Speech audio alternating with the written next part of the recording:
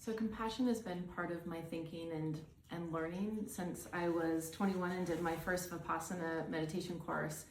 And also when I was 19 and developed friendships with Tibetan monks. I've been taking a 8-week program with CCARE out of Stanford School of Medicine. I feel like I know what compassion is, but I didn't really know what the definition is according to academia or in current research and language and practice. And it was really a simple definition. It's basically when you recognize suffering in others. And so the key point of this is this awareness, like being aware of suffering. And their definition of suffering is anything that isn't going your way. And in Tibetan Buddhism, that's the first noble truth. It's that there is suffering. That's part of being human. In order to really be compassionate and act in compassion, it's responding to that suffering. And I thought, wow, compassion is like a verb, actually. It's a doing, it's an activity of how to respond. And you respond in a loving and kind way. I've realized how difficult it is to act compassionately to ourselves.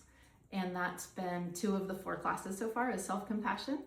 And I talked to the Tibetan monks who are here right now about compassion.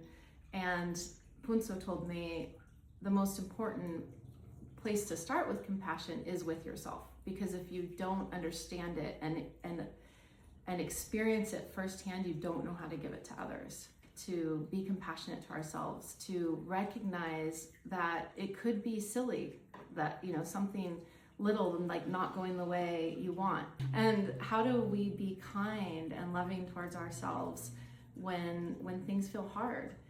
So I love thinking about my work as an act of compassion, because even though it's my job, I do it because I genuinely care and I want to take care of people and help with their bodies and achieving vitality.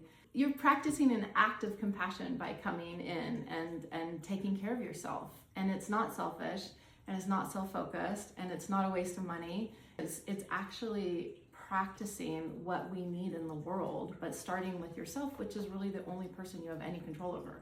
The monk told me the way you can tell that you are practicing enough self-compassion, you're just equanimous, you're just watching everything, you're aware, but you're not reacting. Just being able to go through the day with more gentleness and ease and grace, I think those are great outcome markers for practicing compassion towards ourselves and others. And I just feel it's exactly what's needed in our world right now.